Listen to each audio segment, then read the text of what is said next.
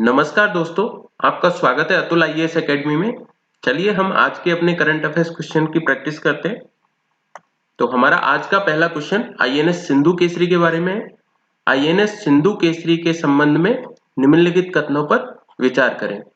इसमें पहला कथन दिया गया है, यह जर्मनी द्वारा निर्मित सिंधु घोष श्रेणी की पनडुब्बी है। जबकि इसमें दूसरा कथन दिया गया है, इसे वर्ष 1989 में भारतीय नौसेना द्वारा कमीशन किया गया था। इसमें पूछा जा रहा है इनमें से कौन सा कथन सही नहीं है। यहाँ पे दोस्तों आपको बहुत ज्यादा ध्यान देने की जरूरत है, क्योंकि आप आते हुए क्वेश्चन को गलत कर सकते हैं। सिंधु घोष श्रेणी को जर्मनी द्वारा नहीं, रूस द्वारा बनाया गया है। यह रूस निर्मित पनडुब्बी है। इसे भारतीय नौसेना द्वारा 1989 में अधिकृत या कमीशन किया गया था, इसलिए कथन 2 सही है। इसका उत्तर होगा ए, केवल एक। इसमें कथन नंबर 1 गलत है। चलिए इसके एक्सप्लेनेशन पे चलते हैं। यह पनडुब्बी रूस द्वारा निर्मित है। इसे 1989 में भारतीय नौसेना द्वारा कमीशन किया गया था। यह डीजल इलेक्ट्रिक पनडुब्बी है, किलो श्रेणी की। यह पनडुब्बी 3000 टन भार ले जाने में सक्षम है। चलिए हम अगले क्वेश्चन पे चलते हैं। अगला क्वेश्चन है, भारत किस देश के साथ कोंकण जो कि एक नौसैनिक अभ्यास है, इंद्रधनुष जो वायुसेना अभ्यास है, अजय वॉरियर जो कि एक सैन्य अभ्यास है, आयोजित करता है। यह पूछना चाह रहा है भारत किस देश के साथ इन सभी सैन्य अभ्यासों का आयोजन करता है। इसमें ऑप्शंस दिए गए हैं, ब्रिटेन, अमेरिका, रूस, जर्मनी। जैसा कि आप जानते हैं कि ये सारे अभ्यास भारत ब्रिटेन के साथ आयोजित करता है, इसलिए इसका आंसर है ए। चलिए इसके एक्सप्लेनेशन पे चलते हैं। इसका एक्सप्लेनेशन है, भारत ब्रिटेन के बीच होने वाले सैन्य अभ्यास। इसमें नौसैनिक अभ्यास कोंकण, वायुसेना अभ्यास इंद्रधनुष, सैन्य अभ्यास अजय वॉरियर के बारे में बताया गया है। चलिए अगले क्वेश्चन पे चलते हैं। अगला क्वेश्चन है, संयुक्त राष्ट्र मानवाधिकार परिषद यूएनएचआरसी के संदर्भ में निम्नलिखित कथनों पर विचार कीजिए। इसमें पहला कथन दिया गया है, यह संयुक्त राष्ट्र प्रणाली के भीतर एक अंतर सरकारी निकाय है। इसका गठन वर्ष 2006 में संयुक्त राष्ट्र महासभा द्वारा किया गया था। इसमें पूछ रहा है ये इसमें से कौन से कथन सही हैं। जैसा कि आप जानते हैं कि यह संयुक्त राष्ट्र प्रणाली के भीतर ही एक अंतर सरकारी निकाय है और इसका गठन वर्ष 2006 में ही किया गया था। तो इसलिए इसमें दोनों कथन सही हैं। तो इसका उत्तर होगा सी, 1 और 2 दोनों।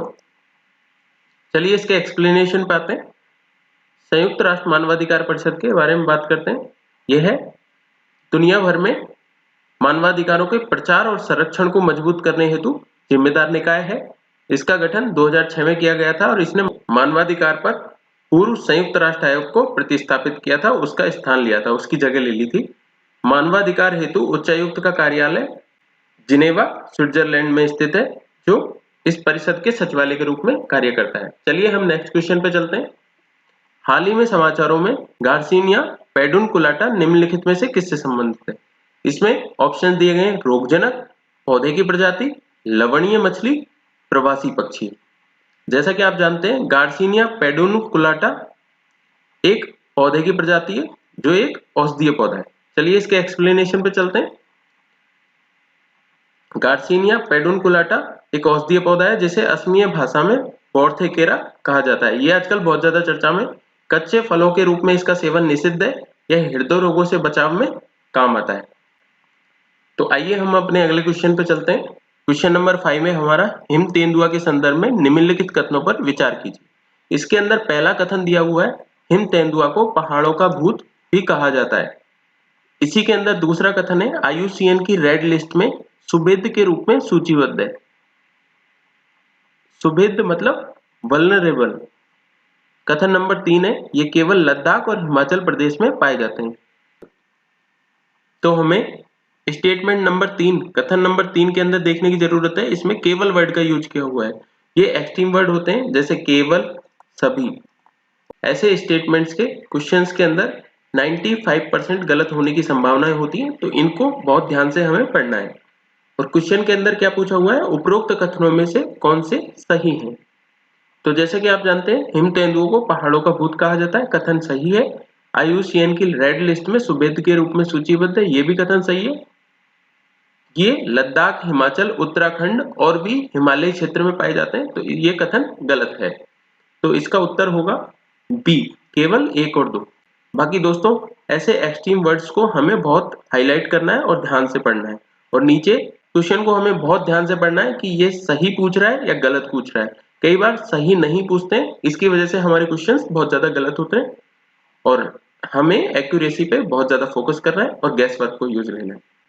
चलिए हम अब इसमें एलिमिनेशन प्रोसेस को थोड़ा सा समझते हैं, जिससे आप एक्यूरेसी को बढ़ा सकें और एग्जाम में अच्छे मार्क अचीव कर सकें।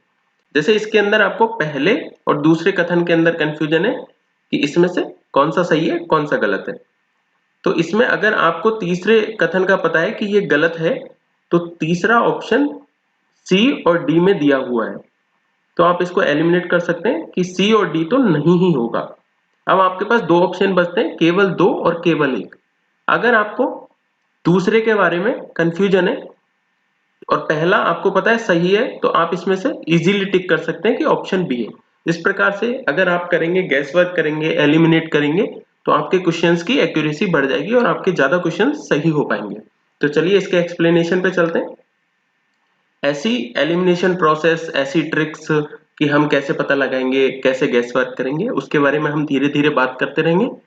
हिम तेंदुआ को पहाड़ों का भूत भी कहा जाता है। यह खाद्य श्रृंखला में शीर्ष परभक्षी होने के कारण यह पर्वतीय पारिस्थितिकी तंत्र में एक संकेतक के रूप में कार्य करता है। मध्य एशिया के पहाड़ी क्षेत्रों में उनका वितरण वृहत परंतु खंडित है, जिसमें यह हिमालय के विभिन्न हिस्से में जैसे लद्दाख, हिमाचल प्रदेश, उत्तराखंड, सिक्किम में पाया जाता है। यह रेड लिस्ट में सुभेद के रूप में सूचीबद्ध है। दोस्तों आज के हमारे क्वेश्चंस कंप्लीट होते हैं।